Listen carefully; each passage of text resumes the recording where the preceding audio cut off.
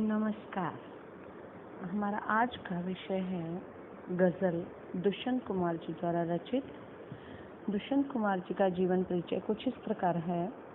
दुष्यंत कुमार 1 सितंबर 1933 को राजपुरा नवाहा जिला बिजनौर में पैदा हुए। उनके बचपन का नाम दुष्यंत नारायण था। इन्होंने प्रयाग विश्वविद्यालय से एमए की उपाधि प्राप्त की। इनका साहित्यिक जीवन का प्रारंभ भी प्रयाग से ही हुआ था। इनके घनिष्ठ मित्रों में कमलेश्वर, मार्कंडेय आदि थे। वे परिमल की गोष्ठियों में भी भाग लेते रहे। 33 वर्ष की अल्प आयु में ही 30 दिसंबर 1975 को भोपाल में इनकी मृत्यु हो गई थी। इनके मुख्य रचनाएं कुछ इस प्रकार हैं। सूर्य का स्वागत, आवाज़ों के घेरे, साए में धूप, जलते हुए वन का वसंत। इनके छोटे छोटे उपन्यास थे। छोटे छोटे सवाल, आंगन में एक वृक्ष, दोहरी जिंदगी।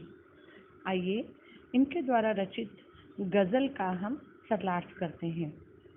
कहाँ तो तय था चिरागा हर एक घर के लिए, कहाँ चिराग मयस्सर नहीं शहर के लिए।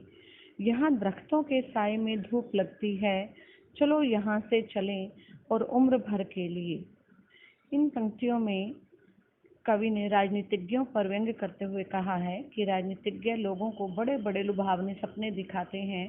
उन्होंने यह तय किया था कि प्रत्येक घर के लिए चिराग होगा, अर्थात प्रत्येक घर को हर तरह की सुविधा प्रदान की जाएगी। इन घरों में रहने वाले जीवन में खुशहाली आएगी। उनका आश्वासन थोथा होकर रह गया। वास्तविकता यही है कि पूरे शहर के लिए एक भी चिराग नहीं है और कथनी और करनी का अंतर। पूरा शहर अंधकार में डूबा है, अर्थात अभावों में रह रहा है।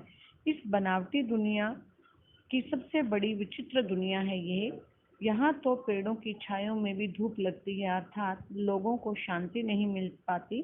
यहाँ से कहीं दूर चल देना चाहिए। ये जाना कुछ देर के लिए ना होकर पूरी उम्र के लिए होना चाहिए। इस समाज में रहना ठीक नहीं है। अगली पंक्तियों में कवि कहता है, ना हो कमीज तो पाँवों से पेट ढक लेंगे, ये लोग कितने मुनासिब हैं इस सफ़र के लिए। खुदा नहीं ना सही आदमी का ख्वाब सही, कोई हसीन नज़ारा तो है नज़र के लिए।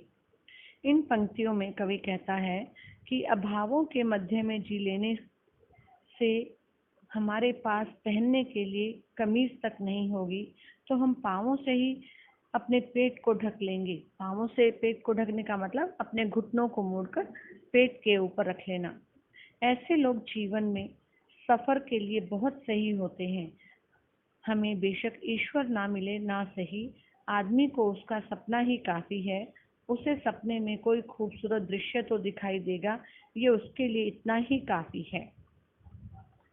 अगली पंक्तियों में कवि कहता है, वे मुतमईन हैं कि पत्थर पिघल नहीं सकता, मैं बेकरार हूँ आवाज़ में असर के लिए।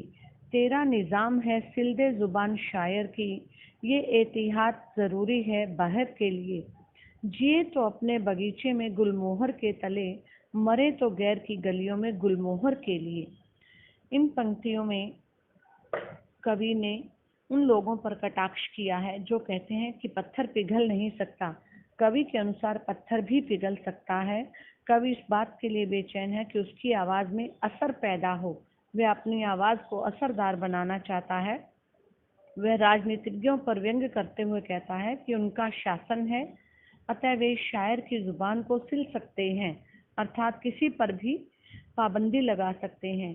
गज़ल के किसी शेर के लिए हम इस प्रकार की सावधानी बहुत ज़रूरी से बरतते हैं।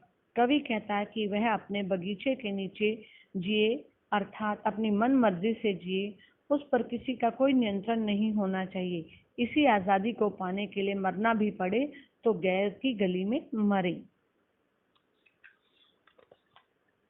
आगे है,